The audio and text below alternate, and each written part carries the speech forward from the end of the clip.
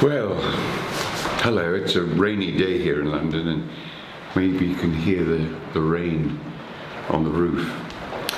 So, the last episode we talked about the 6 directions in space, and that was the first time we came away from the body, the instrument in our inner life, the 1 and 2 connection, into the outer world, into number 3. So a really good exercise for coming into number 3, which is imaginative and spatial at the same time, are the 4 relationships to the air. 4 quite different relationships, because there's more than one. So, what does that mean? That means that what is between myself and, say, if I'm looking out of this window now, a tree, what is between? Well, it's the air, and the air I bring into me as a breath, and I expel it again into number 3. So the air is a new substance we have to learn to work with as actors. And these 4 relationships to the air that Chekhov gave are really about developing those 4 different relationships with the substance that's all around us, and that is the air. He called the first one molding, and I think that's a pretty good name for this particular exercise with the air. Why is it molding? It could be sculpting. Some people call it sculpting, but you mold and you sculpt and you also shape. You also form. You use the air as a formative substance. The next one Chekhov calls floating. I don't particularly like the word floating because it can be a little bit vague and a bit floaty, and it's certainly not that.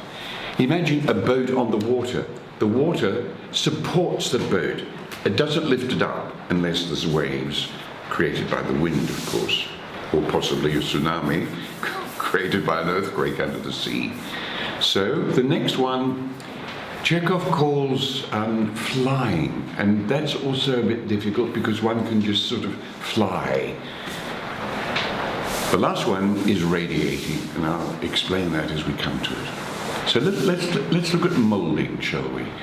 It really means that the relationship with the air is equal. It's you and the air together. The air resists you, and you resist the air. And when you and the air meet, that brings about this molding resistance quality. Both are equal. No one dominates. You don't dominate the air, and the air doesn't dominate you. For example, there's a beginning and a middle and an end to this first relationship. It's most important that we begin as a climax and there's an end. It's most important that this molding relationship with the air is not continuous. It begins, it has a middle, or a climax you could say, and an end. The next one is what I call supporting.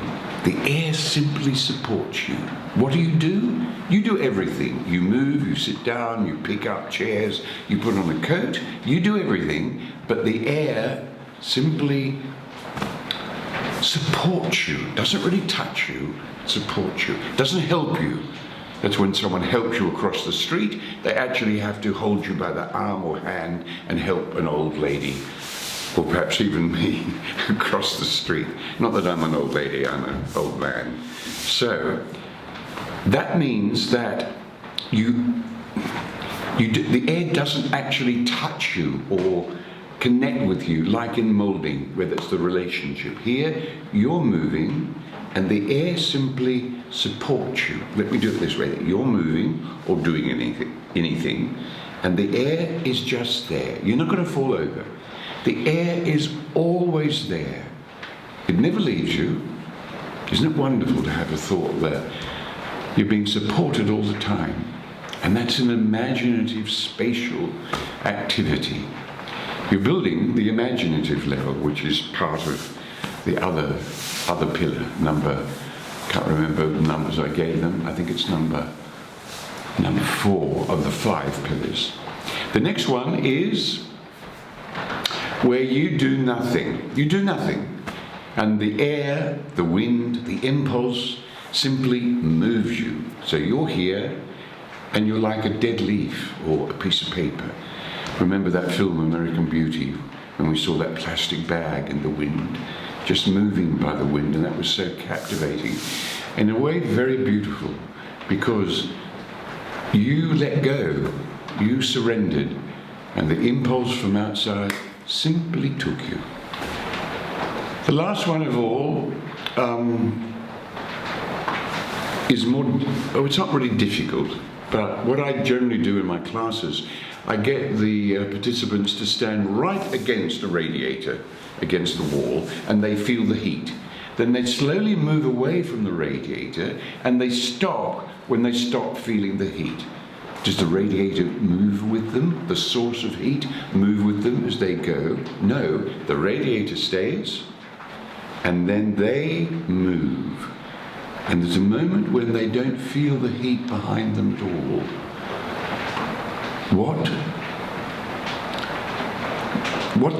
What substance carries that heat? It's the air. The heat from the radiator moves through the air. This is exactly why it's called radiation. What does that mean? You do something, and then the air takes over your message. For example, if I point, and I want to actually touch the tree outside the window of the studio, I need to get up and move and go to it. If I try and do it physically without moving, I stretch, I strain. There's a great tension. I'm trying to physically get there, but now I surrender to the air, and the air takes that gesture, takes that message. I can even drop the physical gesture, and the gesture doesn't begin, it's already moving to that tree, and I can sustain it, and I'm still radiating. So, they're the 4 relationships. Let me just go over them again quickly to see what you do, or what you don't do, and what the air does, and what the air doesn't do. So, the moulding is you do it, and the air does it to you, and out of that connection, a moulding takes place. For example, if you're moulding clay, this is why sculpting clay with your hands is a very good exercise for actors, because you begin to sense that formative. Chekhov talked about the 4 brothers. The sense of form was one of them, and moulding gives you this sense of form. What's your number 2 doing? At the same time as you're actually physically moulding with your whole body, everything comes into it. You just don't keep the head out and just do this. You're completely moulding and in the movement itself. What happens to number 2? A sense of power. I wouldn't say dominance, but you're certainly in the world. It's connected to the element of earth. The next one, what do? You do everything, and the air simply supports you. Yes. The next one, what I call impulse, you do nothing and you surrender to the impulse that just comes, and you go with it. And that impulse, you can use that with the 6 directions in space. Feel the impulse coming from behind you and pushing you forward, or giving you the impulse to go forward, and from the front to the back, from below up, from up down, from the left to the right, and from the right to the left. It's really very good, because it's an imaginative exercise that you have to run around in the air with your movement body, and from the front the impulse comes to the back, and vice versa. It's gone to the back. What do we have to do? Run around right to the top and come down. Run around right underneath and push up, and similarly right, and left. It's a great practical spatial exercise, an imaginative spatial exercise. It's very practical, and you can start a meter away from you if you want to be pushed, or you can start a kilometer away. Something is coming, you sense it's coming. What is it? What is it? Oh my God!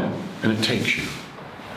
So I think we could connect it a bit to the Four Brothers: sense of form, sense of ease, sense of entirety or the whole, and a sense of beauty. Now, this is not formulaic, so you can't really connect them. That's far too intellectual. But you can certainly see the connection between the moulding and the sense of form. You can see the connection of the air supporting you with a sense of ease. So with a sense of ease, that's what you experience with the supporting, or, to use Chekhov's terms, the floating one. The next one, the impulse, what's happening to your number two? I guess it's why Chekhov called it flying. But it is really about you sense freedom. And with freedom, there's a great danger, because you can hurt yourself. It's very dangerous. So you have to be very sovereign, as if you're in control, but you have to show you're not in control. It's the puppet master connection. You can see it's all holistic, it's all connected. To the next one, is there a connection with that fourth brother, the sense of beauty?